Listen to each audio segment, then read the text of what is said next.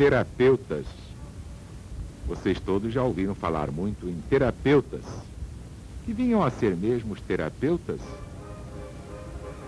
Vamos passar o espanador na memória? O próprio nome lembra terapêutica. Claro, eles eram curadores, servidores de Deus, curadores. Isso de acordo com a etimologia da palavra. Mas, na verdade, eram sectários judeus contemporâneos do Cristo, estabelecidos principalmente em Alexandria, no Egito. Tinham muita relação com os essênios, cujos princípios adotavam, aplicando-se como esses últimos à prática de todas as virtudes. Eram de extrema frugalidade na alimentação. Eram também celibatários, votados à contemplação, vivendo vida solitária, constituíam verdadeira ordem religiosa.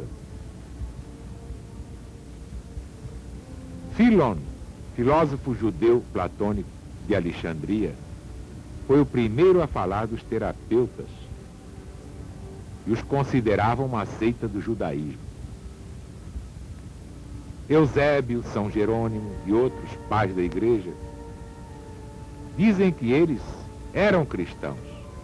Fossem cristãos ou fossem judeus, o evidente é que, do mesmo modo que os essênios, eles representavam o traço de união entre o judaísmo e o cristianismo dos homens.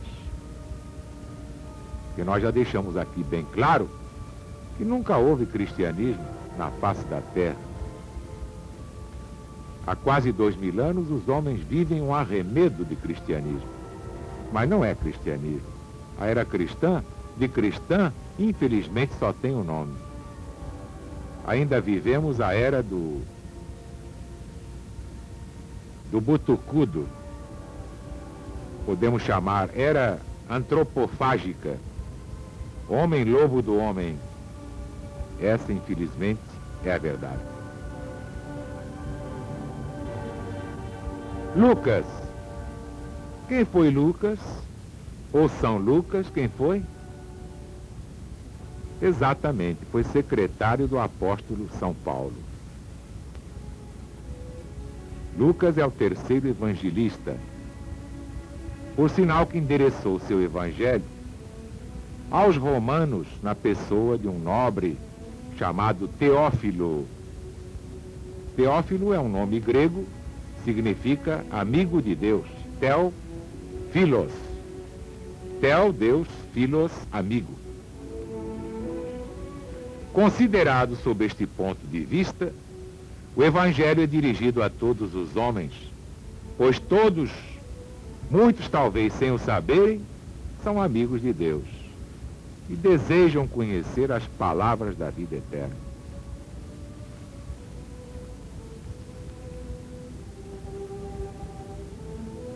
Verbo.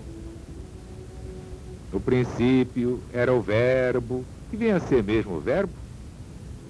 Espanador na memória, gente. Exato. Termo consagrado da filosofia pagã com que os sábios da antiguidade exprimiam confusamente um Deus que não é matéria, mas espírito. Daí a escolha do verbo, isto é, palavra, pensamento. João Evangelista o consagrou definitivamente e o livrou da confusão que o envolvia, atribuindo a Jesus o Cristo, Deus feito homem, verbo feito carne para a nossa salvação. Verbo significa palavra, sabedoria, criação da inteligência. Ora, Jesus, o Cristo, foi gerado pela inteligência de Deus.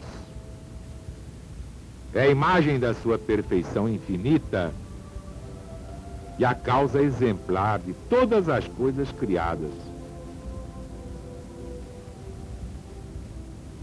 Jesus disse: quem me vê a mim, vê o Pai. Por isso João foi tão longe e disse: tudo foi feito no mundo por ele. Nada do que se fez sem ele. Isso prova que todas as pessoas são naturalmente cristãs. Não há uma que não seja cristã. Ninguém entrou no planeta Terra sem a permissão do Cristo. Portanto, só um cego não entende isso.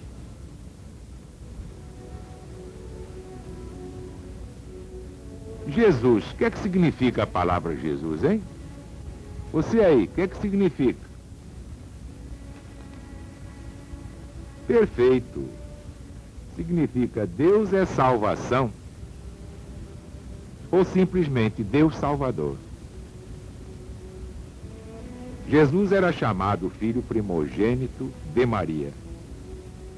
Por isso, muitos afirmam a existência de outros filhos de Maria Santíssima, por ser Jesus chamado primogênito. Este argumento, porém, é falso. E vamos dar já um exemplo.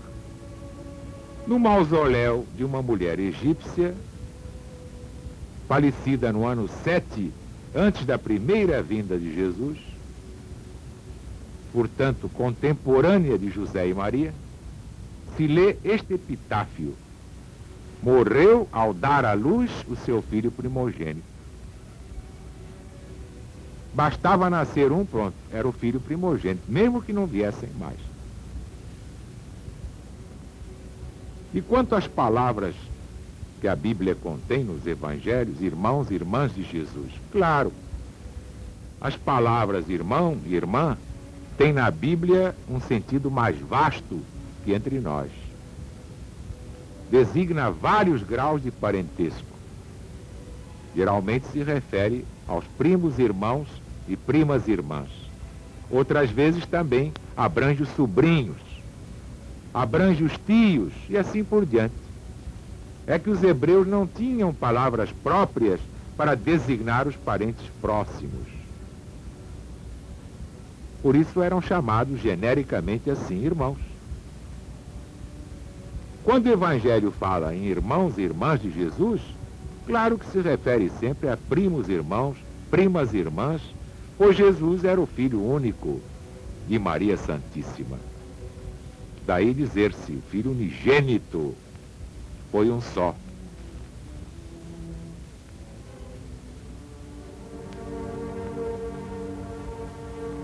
Parábola.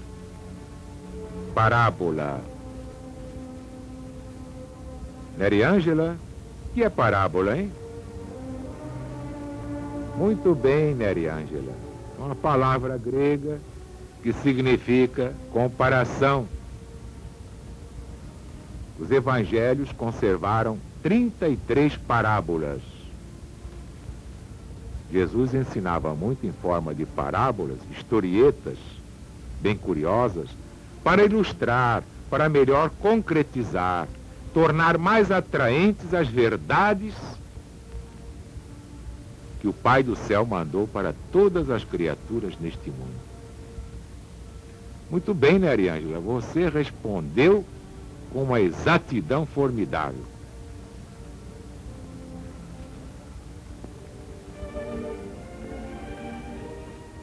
Herodianos. Aparece essa palavra também no Evangelho. Então, os herodianos, que vinham a ser os herodianos, Acácio? Exato. Jesus se refere aos herodianos. Eles formavam um partido político que tinha por escopo desterrar os romanos, unificar a Palestina sob a dinastia de Herodes. Isso é que significava herodianos. Claro, significa até hoje.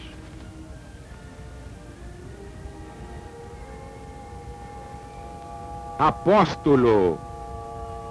O que é que significa mesmo a palavra apóstolo? É uma palavra grega que significa emissário, missionário, enviado à terra e assim por diante. Os 12 apóstolos são os emissários missionários enviados por Jesus. Na sua oração sacerdotal, bem como depois da ressurreição, Jesus proferiu estas palavras: assim como meu Pai me enviou, assim também eu vos envio a vós. Este é o sentido da palavra apóstolo. Claro que o missionário pode ser bom ou mau. O enviado pode ser bom ou mau. O apóstolo pode ser bom ou mau. Porque, infelizmente, houve um Judas, não houve? A LBV também houve um. E cada religião tem o seu Judas. Senão não tem graça nenhuma. Tem que haver merecimento pelo sofrimento.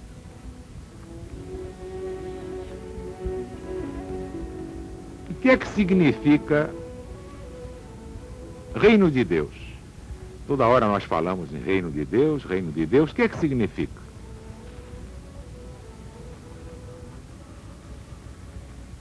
O reino de Deus, o reino do céu, 82 vezes enunciado no Evangelho, é a expressão que Jesus dá à boa nova que veio ensinar aos homens. Esse reino é o reino de Deus, porque Deus é o princípio primeiro, é o centro e é o último fim do cristianismo do Cristo, não dos homens, que o cristianismo dos homens é essa porcaria que está aí. O cristianismo não tem nada. Bom, claro, tem alguma coisinha, né?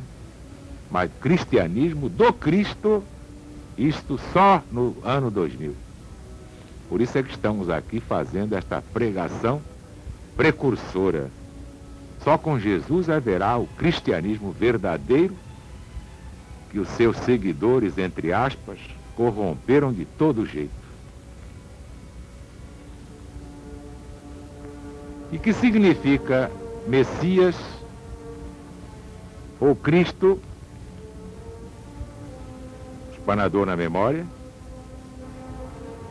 Messias é o nome consagrado pelos salmos e pelos profetas para designarem o futuro salvador da humanidade. É uma palavra hebraica, no grego resulta em Cristo. Em português significa ungido de Deus. Para uma perfeita compreensão dos livros do Novo Testamento, é indispensável o conhecimento da identidade das palavras Cristo e Messias. Assim lemos ter Caifás perguntado a Jesus se ele era o Messias, isto é, o Cristo anunciado desde Moisés. E coisa parecida aparece na declaração de Pedro respondendo a Jesus: tu és o Cristo, o Messias, o Filho do Deus vivo. E outros tópicos semelhantes constantemente aparecem aos nossos olhos na Bíblia Sagrada. A palavra Messias, Cristo, ungido, foi inaugurada como nome próprio do Salvador prometido 1000 anos antes de Jesus, aproximadamente pelo rei Davi. Uma visão profética, ele descreve a futura rebelião dos povos do mundo contra o Salvador. E assim reza o texto: os reis da terra fazem um levante e os príncipes se unem em conspiração contra o Senhor Deus e contra o seu Cristo. Quem duvidar, pegue o livro dos Salmos, capítulo 2, versículo 2. E aqui só se fala de Bíblia na mão, mas a Bíblia sem teia de aranha. A Bíblia em espírito e verdade à luz do novo mandamento. Porque sem novo mandamento, nada feito. E vamos a mais uma perguntinha. Cordeiro de Deus, que vem a ser Cordeiro de Deus? O Apocalipse toda hora diz: o Cordeiro de Deus, o Cordeiro. O Cordeiro de Deus é o Cordeiro real, que havia de ser imolado pelos pecados do mundo. simbolizado pelo cordeiro pascal que os judeus imolavam anualmente por ocasião da Páscoa. Também São Paulo usa a mesma expressão dizendo: Jesus, o Cristo, nosso cordeiro pascal, foi imolado. Isso está na primeira epístola aos Coríntios. E esta expressão também foi derivada do texto do profeta Isaías. Ao descrever os sofrimentos de Jesus, insere estas palavras: era como um cordeiro levado ao matadouro. E agora a última pergunta de hoje, das lições bíblicas. Como entender o horário judaico no Evangelho? Eles dizem hora sexta, hora décima. Por exemplo, hora décima, que vem a ser hora décima. A hora décima dos judeus corresponde, em nosso horário, às 16 horas, 4 da tarde. O horário judaico, a exemplo do nosso, constava de 2 séries de 12 horas. Mas a contagem é que era diferente. A primeira série terminava às 12 horas do dia, principiando pelas 6 da manhã, finalizando às 18 horas. A segunda série abrangia o horário noturno, desde as 18 horas até as 6 da manhã. No horário noturno, prevalecia o sistema da divisão da noite em 4 vigílias iguais, de 3 horas cada uma. Simples, não é? Mas vamos passar sempre o espanador na memória, porque nós vamos dar muitas definições e muitas explicações dentro do céu da LB.